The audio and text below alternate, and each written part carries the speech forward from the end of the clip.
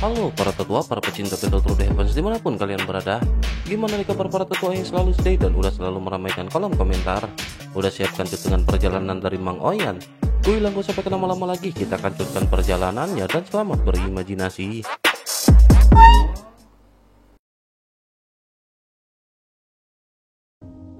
Cerita masih dikanjut di mana sebelumnya Gentianan mengganggu Xiaoyan yang hendak mendapatkan gulungan. Setelah berhasil mendapatkannya, Xiaoyan pun menatap ke arah Gentianan dengan tajam. Xiaoyan sudah lama menyimpan dendam kepada Gentianan. Sejak saat pertama kali orang tua itu memimpin pasukan besar untuk menangkap Xiaoyan di Pil Tower, keinginan membunuh telah tumbuh di dalam hati Xiaoyan.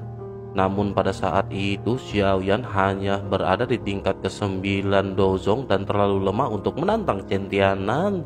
Tetapi sekarang segalanya telah berubah dan Xiaoyan tidak akan membiarkan Gentianan pergi.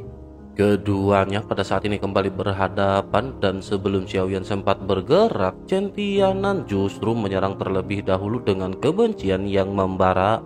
Tanpa ragu Xiaoyan membalasnya dengan kejam karena bagi Xiaoyan, musuh yang ingin menghabisinya tak pantas diberikan belas kasihan. Meski sekte Xuanming bukanlah ancaman besar bagi Xiaoyan, tetapi sekte di belakang mereka yakni sekte langit mendalam adalah kekuatan yang cukup mengkhawatirkan.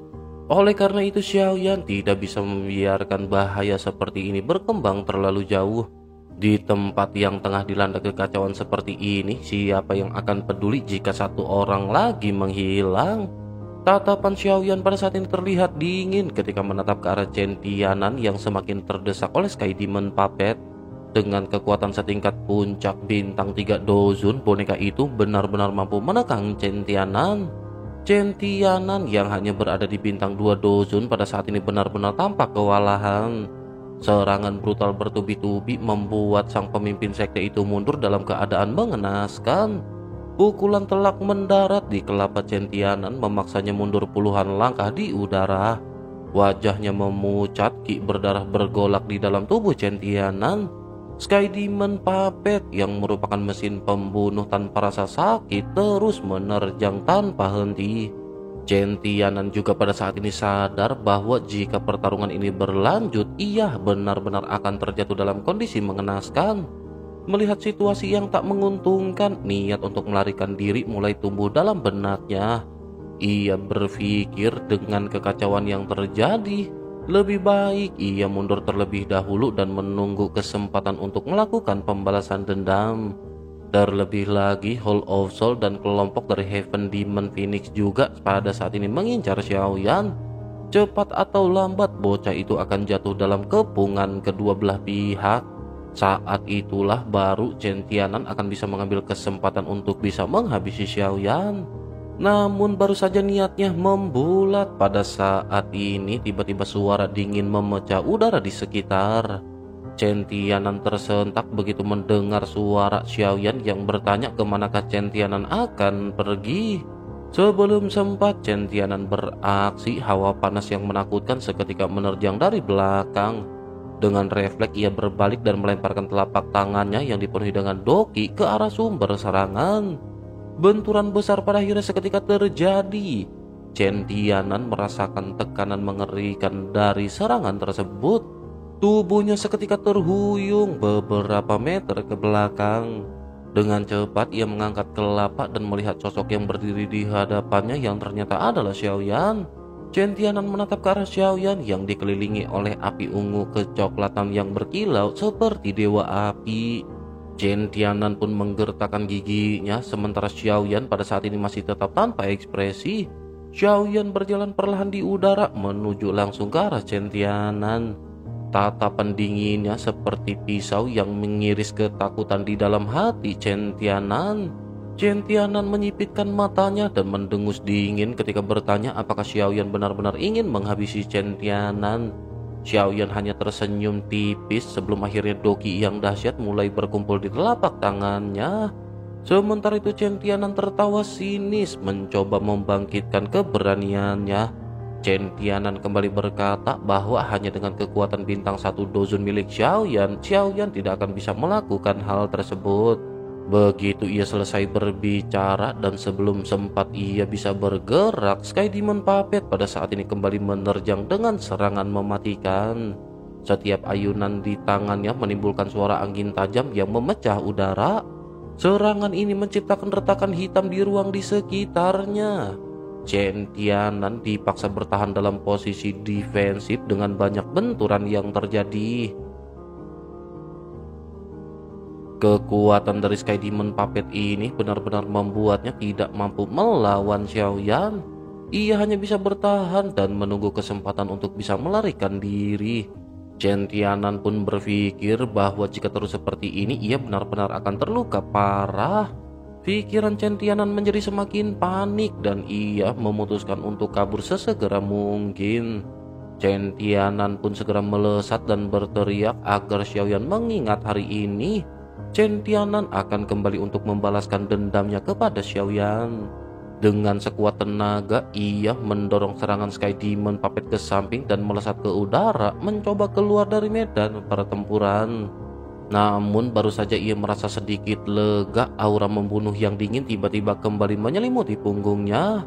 Suara Xiaoyan terdengar ketika mengeluarkan teknik Sky Burying Seal atau segel pengubur langit. Dalam sekejap, telapak tangan berwarna ungu kecoklatan menghantam punggung Chen Tianan dengan kekuatan luar binasa. Chen Tianan langsung memuntahkan seteguk besar cairan merah. Tubuhnya terlempar seperti boneka tak berdaya, menabrak beberapa orang di sekitarnya sebelum akhirnya menghantam pilar besar di aula. Dengan sisa tenaganya, ia menatap tajam ke arah Xiaoyan di kejauhan dan matanya dipenuhi dengan kebencian yang membara. Chen Tianan pun sebisa mungkin berbalik dan segera memutuskan untuk bergegas pergi. Namun sebelum ia bisa melangkah lebih jauh, sebuah tinju emas gelap menembus dadanya. Chen Tianan membelalakan mata menatap tak percaya pada lengan yang menancap di tubuhnya. Darah segar mengalir tanpa henti sebelum akhirnya perlahan-lahan kesadaran Chen Tianan memudar. Selanjutnya, Xiaoyan di kejauhan menarik kembali Sky Demon Puppet dan menatap tubuh tak bernyawa Chen Tianan. Ekspresi dingin Xiaoyan masih belum berubah. Setelah beberapa saat, Xiaoyan memastikan bahwa tidak adanya ancaman yang tersisa bagi Xiaoyan. Xiaoyan pun segera menoleh ke arah dokter peri kecil yang baru saja tiba bersama dengan Tianhua Zunzi dan yang lainnya. Xiaoyan pun segera bertanya apakah mereka baik-baik saja. Dokter peri kecil tersenyum tipis dan bergumam bahwa ia baik-baik saja. Dokter peri kecil lanjut menjelaskan bahwa ia telah memancing boneka manusia itu menjauh. Mereka hanya tahu membunuh tetapi tidak memiliki kecerdasan sama sekali. Xiaoyan pun mengangguk sebelum akhirnya menyapu pandangannya ke sekitar aula yang masih dipenuhi dengan kekacauan. Sementara itu Tianhua Zunzi pada saat ini mendekat dan berbicara dengan suara pelan kepada Xiaoyan. Tianhua Zunzi menjelaskan bahwa gulungan itu telah jatuh ke tangan beberapa faksi besar. Namun Tianhua Zunzi merasa bahwa pada saat ini ada sesuatu yang aneh. Xiaoyan pun menyipitkan mata sebelum akhirnya tatapannya tertuju pada kerangka doseng di tengah aula besar. Mata Xiaoyan tiba-tiba membelalak ketika Xiaoyan baru saja melihat jari kerangka tersebut sedikit bergerak. Ekspresi Xiaoyan tiba-tiba berubah drastis ketika Xiaoyan bertanya mungkinkah kerangka doseng ini masih hidup. Raut wajah Xiaoyan yang serius ini segera menarik perhatian dokter peri kecil dan yang lainnya. Mereka terkejut dan segera bertanya dengan hati-hati apakah sesungguhnya yang sedang terjadi di sini. Xiaoyan pada saat ini tidak menjawab dan hanya bisa menghirup udara dingin sambil menatap tajam ke arah hantu tua Zaixing. Kelompok hantu tua Zaixing pada saat ini semakin mendekati kursi batu di tengah ruangan. Perasaan buruk menjalar di hati Xiaoyan dan dalam sekejap Xiaoyan segera meraih Xian dan King Lin di sampingnya. Xiaoyan lanjut berteriak dengan suara tegas agar mereka mundur dengan cepat. Kebingungan untuk sesaat terpancar di wajah kelompok Xiaoyan, tetapi karena kepercayaannya kepada Xiaoyan, mereka segera bergegas. Tanpa membuang waktu, mereka segera berbalik dan mundur secepat mungkin. Sementara itu di sisi lain, kelompok hantu tua Zaixing telah mencapai radius 10 kaki dari kursi batu. Mata mereka berbinar dengan kegirangan saat mereka menatap kerangka yang duduk di sana. Seorang dosen, kekuatan yang begitu menggoda hingga mustahil untuk diabaikan. Hantu tua Zaising melangkah lebih dekat dengan tatapan liar dan penuh gairah. Ia merentangkan tangannya, bersiap meraih tengkorak kerangka putih giok di hadapannya. Namun sebelum sempat jemarinya menyentuhnya, ruang di sekelilingnya bergetar, menciptakan duri spasial tajam yang tiba-tiba menembus ke arah tangannya. Rasa sakit yang menyengat membuatnya tersentak mundur dan darah segar segera merembes keluar dari luka-luka di tangannya. Beberapa tetesan darah juga pada saat ini terlihat jatuh ke atas kerangka. Mata hantu tua Zaising seketika melebar saat ia menyaksikan dengan ngeri bagaimana darah itu meresap ke dalam tulang. Pada saat yang bersamaan, sesuatu yang mengerikan juga pada akhirnya mulai terjadi. Tiba-tiba kerangka putih giok ini bergetar dengan dua titik cahaya merah menyala di rongga matanya yang kosong. Dalam sekejap, raungan gemuruh mengguncang seluruh ruangan. Suaranya bagai guntur yang meledak bergulung seperti badai mematikan yang berpusat di kursi batu. Gelombang sonik menghempaskan beberapa ahli dari Hollow of Soul yang kurang sigap. Mereka meledak seketika dan tubuh mereka berubah menjadi kabut berdarah yang menyebar di udara. Hantu tua Zaising yang meskipun kuat tetap tidak mampu menghindari dampak ini sepenuhnya. Ia terdorong mundur ke belakang dengan darah yang merembes keluar dari mulutnya. Gelombang sonik ini begitu kuat hingga bahkan seorang elit dozun pun tidak mampu bertahan. Dalam hitungan detik, aula besar berubah menjadi neraka berdarah dengan para ahli yang semula sibuk mengejar gulungan kuno pada saat ini tampak lenyap dalam sekejap. Tang Zhen yang baru tersadar dari keterkejutannya juga pada saat ini segera melayangkan tatapan marah pada hantu tua Zaising.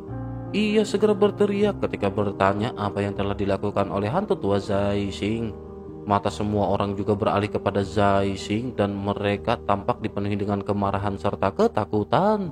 Sementara itu hantu tua Zaising hanya bisa menggertakkan giginya sebelum akhirnya berusaha untuk mencoba membela diri. Hantu tua Zaising menjelaskan bahwa ia juga tidak tahu kerangka itu seharusnya sudah mokat selama bertahun-tahun yang tak terhitung jumlahnya. Zaising tidak mengira bahwa darahnya akan benar-benar mengaktifkannya. Bersamaan dengan semua orang yang berdebat pada saat ini, tiba-tiba dari balik kabut berdarah yang memenuhi aula terdengar suara gemeretak tulang yang bergerak. Seluruh ruangan seketika terdiam dan semua mata menatap ngeri ke arah kabut darah yang perlahan mulai terurai. Suara langkah kaki yang berat juga pada saat ini bergema. Xiaoyan juga bisa merasakan kengerian tersebut dan Xiaoyan memerintahkan kelompoknya untuk tidak berpencar. Dokter peri kecil dan yang lainnya pada saat ini mengangguk dengan ketegangan yang membebani mereka. Tidak ada yang tahu bagaimana mereka akan bisa selamat dari kengerian saat ini. Pada akhirnya, di saat kabut darah benar-benar sepenuhnya menghilang, mereka melihat sosok kerangka Doseng. Kerangka ini telah berubah dan tidak lagi memiliki warna putih giok. Kerangka ini memiliki warna merah darah seakan direndam oleh darah mereka yang telah mokat. Ia pada saat ini melangkah maju dan cahaya merah tampak menyala di kedalaman matanya. Selanjutnya dengan suara yang dalam dan bergema, sosok itu mulai berbicara. Sosok itu berkata bahwa mereka yang menerobos masuk ke tempat ini akan mokat. Suasana di dalam aula pada saat ini benar-benar menjadi semakin mencekam. Semua orang yang hadir menyadari bahwa mereka tidak akan bisa pergi dengan mudah tanpa mengalahkan kerangka Doseng tersebut terlebih dahulu. Suara berat hantu tua Zaising juga pada akhirnya memecah kesunyian. Hantu tua Zaising berkata agar semua orang pada saat ini tetap tenang. Ini bukanlah Doseng yang asli. Yang mereka hadapi hanya sisa jejak spiritual dari seorang ahli Doseng di masa lalu. Mengalahkannya bukanlah hal yang mustahil, namun mereka harus bekerja sama. Jika mereka bertindak sendiri-sendiri, mereka hanya akan menjadi santapan kematian. Mendengar hal tersebut, semua sosok pada saat ini hanya tersenyum sinis, sementara Xiaoyan mulai berbicara kepada hantu tua Zaising. Xiaoyan menjelaskan bahwa apa yang dikatakan oleh hantu tua Zaixing memang benar. Namun karena hantu tua Zaixing lah yang membangunkannya, maka seharusnya hantu tua Zaixing yang mengambil langkah pertama. Ungkapan Xiaoyan ini seketika membuat beberapa orang mengangguk setuju. Tang Zhen juga pada saat ini segera berkata bahwa apa yang dikatakan oleh Xiaoyan memang benar. Karena ini adalah ulah Zaixing, maka tanggung jawab utama juga ada pada Zaixing. Para ahli yang terdiam pada akhirnya seketika mengangguk satu demi satu. Mereka semua menyadari bahaya yang ada, tetapi di dalam hati mereka juga ingin melihat bagaimana Zaixing menangani situasi yang telah ia ciptakan sendiri. Sementara itu hantu tua Zaixing pada saat ini hanya bisa menggertakkan giginya. Wajahnya yang kisut menegang saat ia menatap tajam ke arah Xiaoyan. Ia tahu betul bahwa Xiaoyan dengan sengaja mendorongnya ke dalam bahaya ini. Namun dengan tatapan penuh harap dan desakan dari orang-orang di sekitarnya, hantu tua Zaixing pada saat ini sama sekali tidak memiliki pilihan lain selain maju. Zaixing pun seketika berkata bahwa ia akan menyerangnya terlebih dahulu, tetapi mereka harus mengingat sesuatu. Semakin sedikit jumlah mereka, maka akan semakin berbahaya situasi yang mereka hadapi. Suka atau tidak, mereka berada dalam perahu yang sama, dan jika kapal ini terbalik, mereka semua akan tenggelam. Semua orang pada saat ini hanya bisa terdiam sebelum akhirnya mengangguk, sementara hantu tua Zaixing kembali mulai berbicara. Dengan suara tajam, sosoknya pada akhirnya berteriak bahwa mereka tidak lagi perlu banyak berbasa-basi. Bersama dengan hal tersebut, salah satu tetua dari suku Heaven Demon Phoenix segera berteriak agar mereka melihat kerangka tersebut. Kerangka ini tampaknya sedang menyerap kekuatan dari kabut berdarah yang berada di sekitarnya. Jika mereka menunggu lebih lama, maka kerangka doseng ini akan menjadi semakin kuat. Semua orang seketika terkejut dan mereka segera menoleh menatap bahwa warna merah pada tubuh kerangka semakin pekat. Kabut hitam di sekitarnya perlahan terserap ke dalam tubuhnya, membuat aura mengerikan yang menyelimutinya semakin menindas. Waktu mereka juga pada saat ini semakin menipis. Jika mereka tidak segera bertindak, musuh yang mereka hadapi akan menjadi jauh lebih kuat dan tak terhentikan.